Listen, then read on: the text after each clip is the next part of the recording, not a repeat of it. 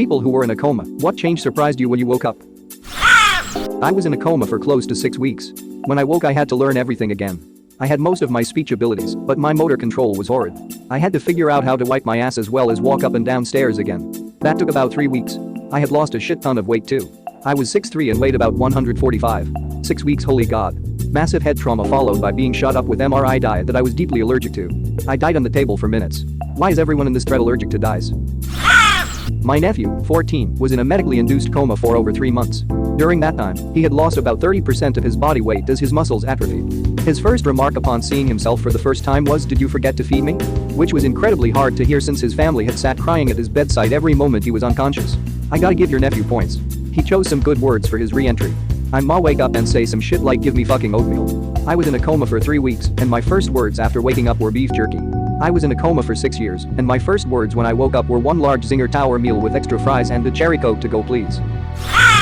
Friend of mine during childhood was in a coma for 3 months. The doctors were not optimistic and he flatlined several times. His family had a rotation where someone was always with him night and day. One day they're getting up to go to dinner and halfway out the door he says, "Hey, where are you going?" And the entire room freezes. His entire family burst into tears. The nurses come in, they burst into tears, a doctor comes, he bursts into tears, everyone is crying. Full recovery, doing great to this day. But did he get dinner? You get a tissue. And you get a tissue. And you get a tissue. I'm noticing a trend with boys in comas and food being fed. Seriously though, the human body is amazing.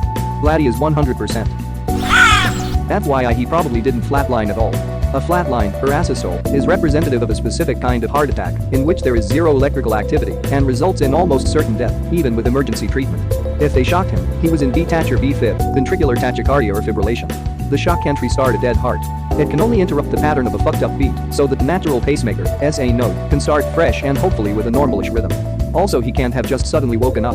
If you are truly in a coma, or GCS of 3, then you have to have an airway in place, as you have to be a certain level of awake to maintain your own airway, and so this patient could not have gone from coma to awake. We wake people up from a medically induced coma, and then remove the tube when they are awake enough. There is no way this situation is actually how it happened. And the portrayal of this happening in TV and movies is one of my pet hates.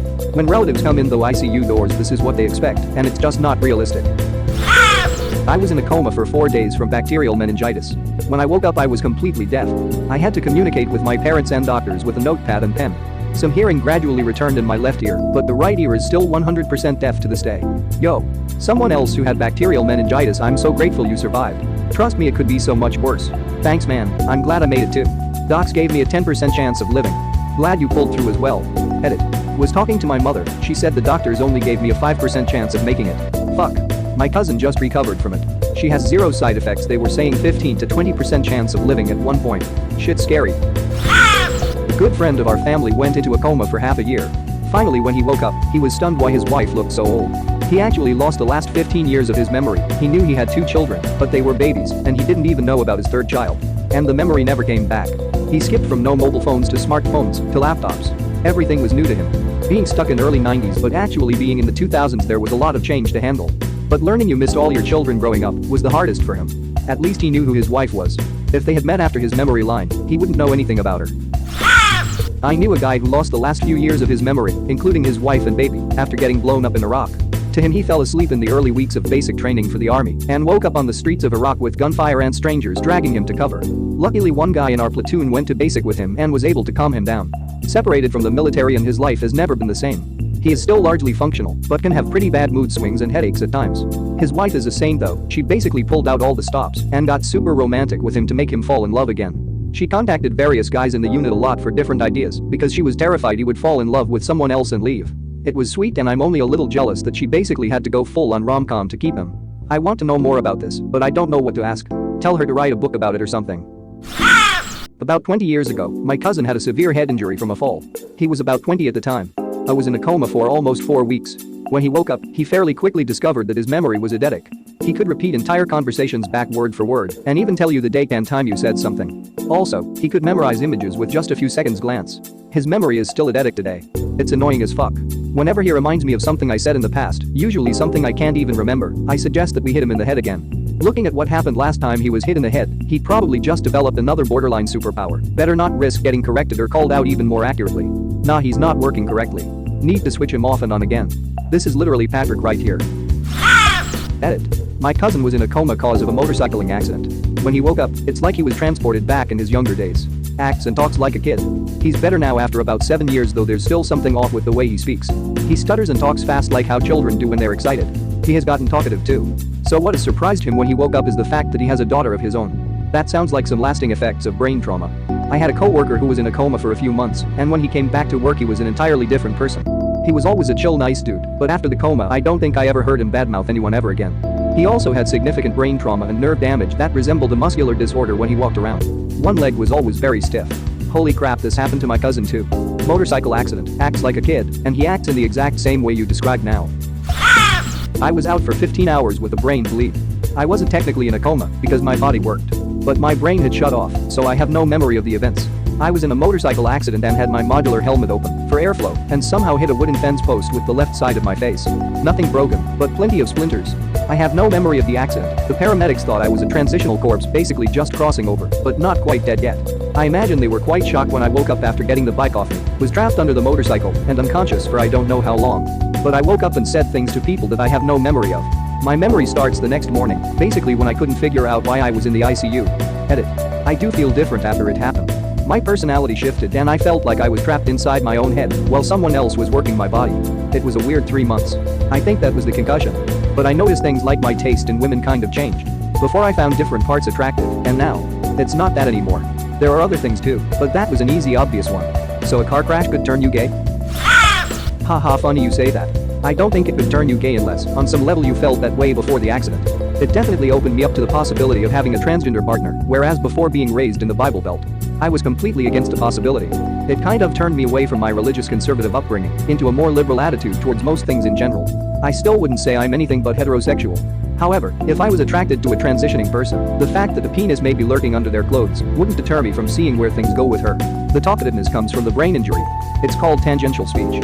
Oftentimes with brain injury patients, they acquire impulsive tendencies. The tangential speech is an example of impulse and decreased awareness insight to social cues pragmatics.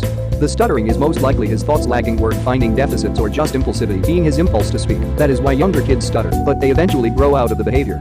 I see a lot of this being a speech therapist on the medical setting, especially with motorcycle accidents.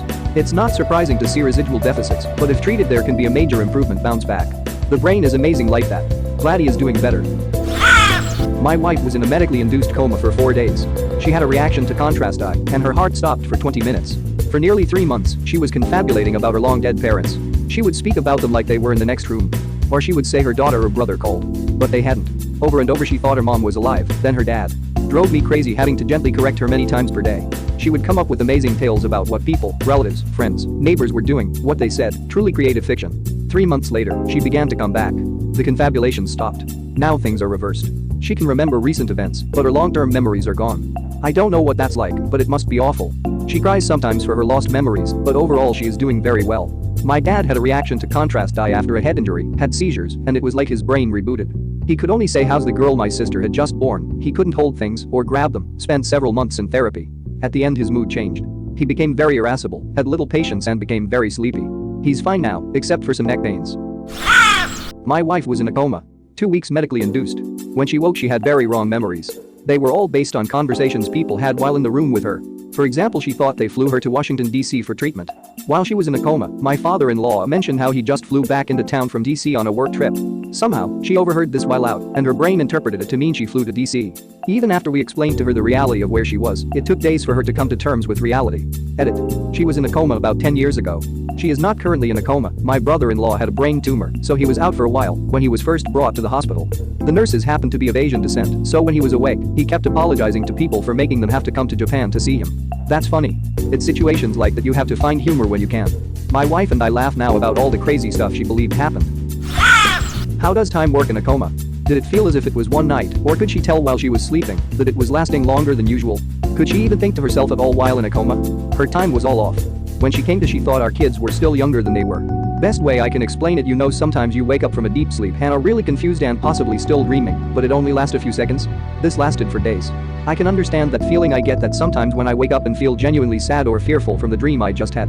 Like I just dreamed about a grandparent who has been gone for years, but you wake up and it feels like you just lost him again. I can't imagine days of that.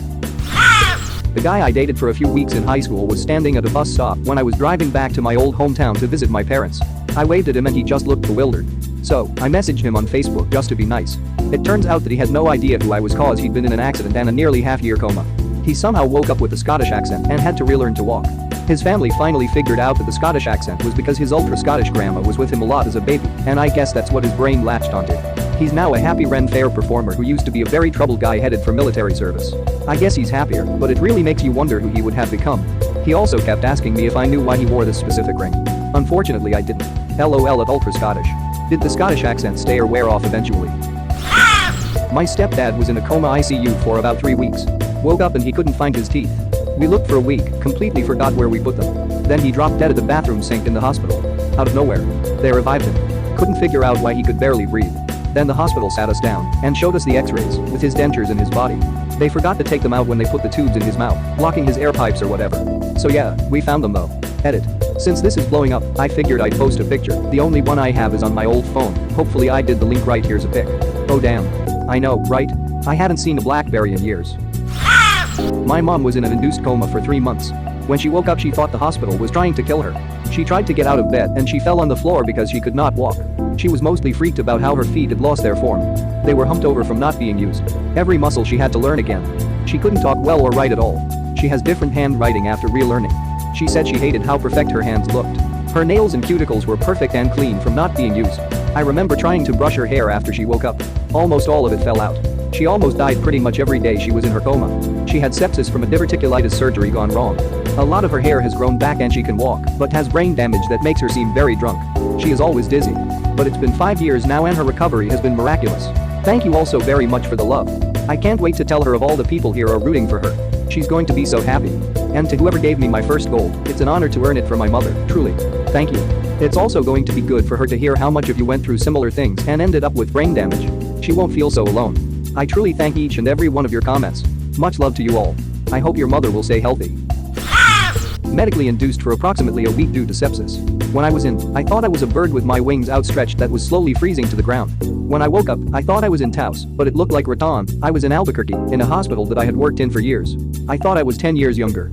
I thought I had gotten into a wreck, and my fiancé at the time was an abusive ex-boyfriend. I thought my fiancé had found me naked on the side of I-25 and had taken to a veterinary hospital.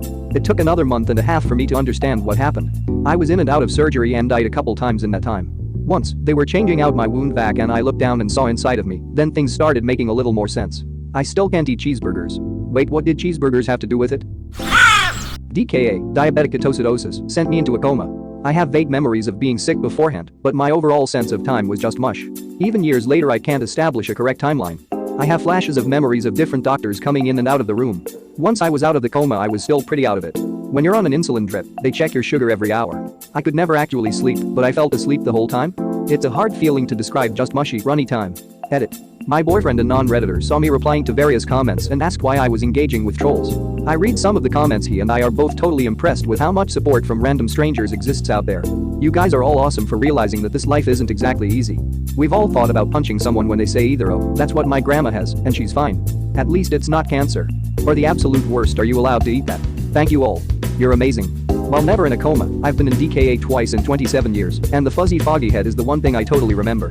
So odd. I went into surgery to get my appendix out. Note I was on an aircraft carrier in the Persian Gulf in 2004.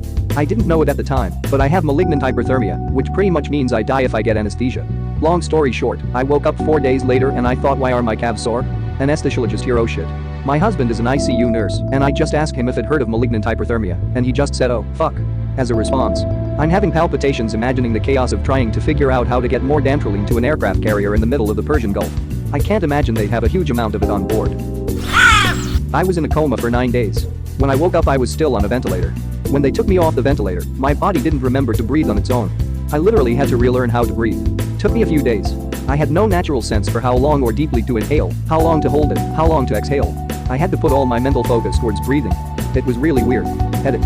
For all the people wondering how I slept, I didn't for the first couple days. If I dozed off, my blood O2 monitor would start beeping and wake me up, then a nurse would yell at me from across the ICU to remember to breathe. I couldn't talk because I'd had the tubes down my nose and throat, but I remember one time I woke up, really exhausted, to that damn beeping. So I started focusing on breathing again, but I was really angry about it. My nurse came running over yelling at me to breathe. I glared at her and screamed in my non-existent voice, I am. She must have read my lips and felt the rage because she just put her hands up and said, all right. Alright. Good job, then walked away. Anyway. Shared that because I've never had the opportunity to before. My ability to breathe normally was back within a month or so, and my health is good nowadays, so I wouldn't say it had any permanent effects. I'm now manual breathing, so thanks for that. Back in the 90s, my great-grandfather had a stroke. He was in a coma for 3 weeks, and when he woke up, he could not speak English.